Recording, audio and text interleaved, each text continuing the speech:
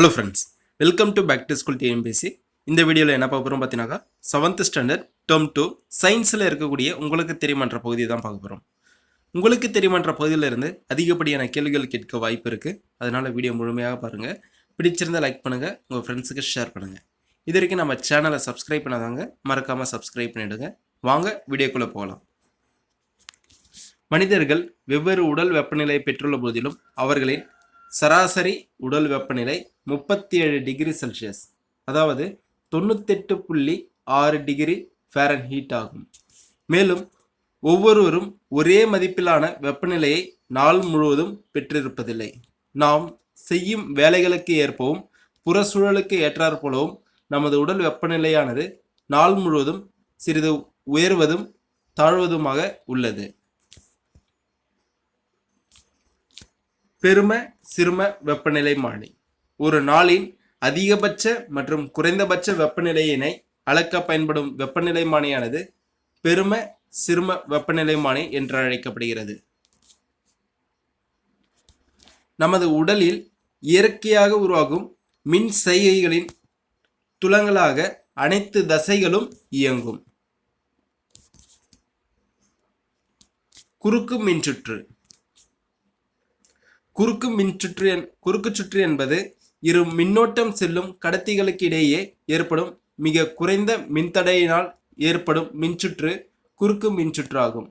Welding செய்தல் குறுக்கு மின்சுற்று விளைவாக உருவாகும் வெப்பத்தின் நடைமுறை பயன்பாடே ஆகும். தாமிரத்திலான மின்கடத்திகள் மிக குறைந்த மின்தடையை கொண்டுள்ளது. இதன் காரணமாக தாமிர கம்பிகள் வீட்டு மின்சுற்றுகளில் பயன்படுத்தப்படுகின்றன. இவ்வகை கம்பிகள் அதிக மின்தடையை கொண்டுள்ள பொருட்களால் சூழப்பட்டு இருக்கும். இந்த பொருட்கள் பொதுவாக நெகிழ்வான பிளாஸ்டிக்கால் செய்யப்பட்டுள்ளன. சிம் கார்டுகள், கணினிகள் மற்றும் ஏடிஎம் கார்டுகள் எதனால் உருவாக்கப்பட்டுள்ளன? சிம் கார்டுகள், கணினிகள், ஏடிஎம் கார்டுகளை பயன்படுத்தும் சிப்புகளானது சிலிக்கான் மற்றும் ஜெர்மேனியம் போன்ற குறை கடத்திகளால் ஆக்கப்பட்டிருக்கும்.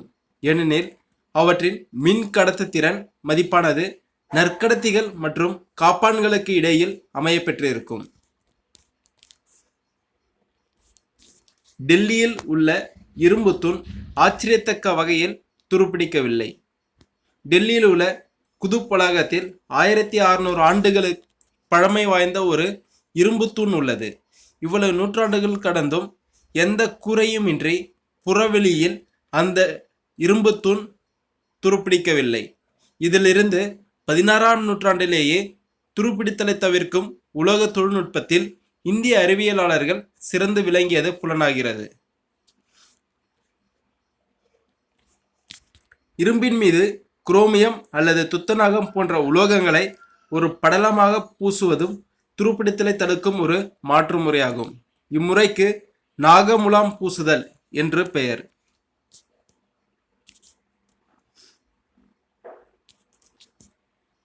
லூயிஸ் பாஸ்டியர் என்ற பிரெஞ்சு வேதியியலாளர் ஒரு நுண்ணுயிரியலாளரும் ஆவார். இவரே முதலில் நொதித்தல் என்ற நிகழ்வினை விவரித்தவர் ஆவார். காற்றற்ற சூழலில் ஈஸ்ட் என்ற நுண்ணுயிரியின் முன்னிலையில் நிகழும் செயல் நொதித்தல் என்று கூறினார். இவரே ராபிஸ் என்ற வெறிநாய் கடிக்கும் மருத்துவம் கண்டறிந்தார்.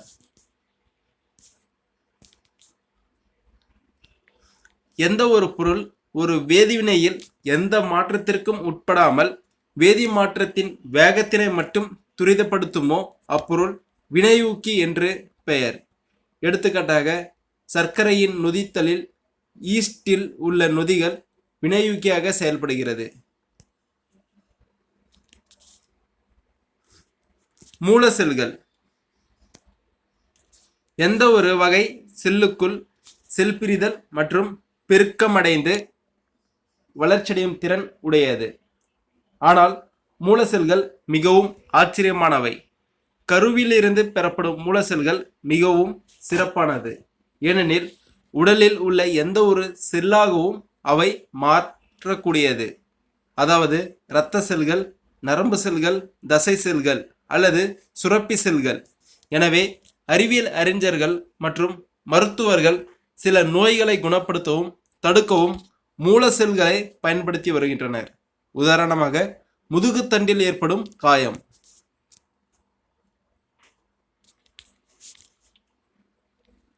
பல்வேறு வகையான தாவரங்கள் வெவ்வேறு வண்ணங்களை கொண்டுள்ளதற்கு காரணம் கணிகங்கள் ஆகும். பசுங்கணிகம் பச்சை நிறத்திற்கு காரணமாகும். வண்ண கணிகங்கள் மலர் மற்றும் பழங்களுக்கு வண்ணத்தை அளிக்கிறது. பழங்கள் பழுக்கும் பொழுது பசுங்கணிகங்கள் வண்ண கணிகங்களாக மாறுகின்றன. ஸ்டார்ச் சர்க்கரையாக மாறுகிறது. இதுதான் காய் கனியாவதற்கான ரகசியமாகும். சிவப்பு இரத்த செல்களில் உட்கரு இல்லை. உட்கருவின்றி இந்த செல்கள் விரைவில் இறக்கின்றன. சுமார் 2 மில்லியன் சிவப்பு செல்கள் ஒவ்வொரு நொடியும் இறக்கின்றன. அதிர்ஷ்டவசமாக மனித உடம்பில் புதிய சிவப்பு இரத்த செல்கள் தினமும் தோன்றுகின்றன. அரிஸ்டாட்டில் என்பவர் ஒரு கிரேக்க தத்துவ மற்றும் சிந்தனையாளர். இவர் 2400 ஆண்டுகளுக்கு முன்பே வாழ்ந்தவர்.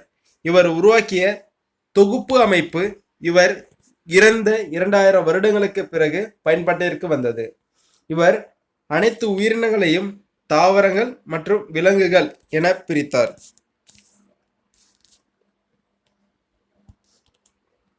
இவர் விலங்குகளை இரத்தமுடைய விலங்குகள், இரத்தமற்ற விலங்குகள் என பிரித்தார். இறுதியாக விலங்குகளை இடப்பெயர்ச்சியின் அடிப்படையில் நடப்பவை, பறப்பவை, நீந்துபவை என 3 தொகுதிகளாக பிரித்தார். பொது பெயர் மற்றும் அறிவியல் பெயர். மனிதனோட அறிவியல் பெயர் என்னன்னு பார்த்தீங்கன்னாக்கா ஹோமோ சேப்பியன்ஸ்.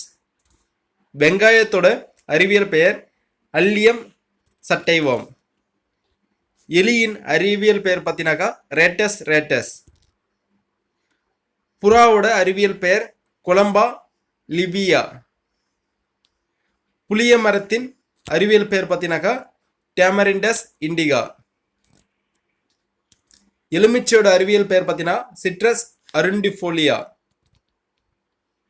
வேப்ப மரத்தின் அறிவியல் பெயர் பார்த்தீங்கன்னாக்கா அசாடிரெக்டா இண்டிகா.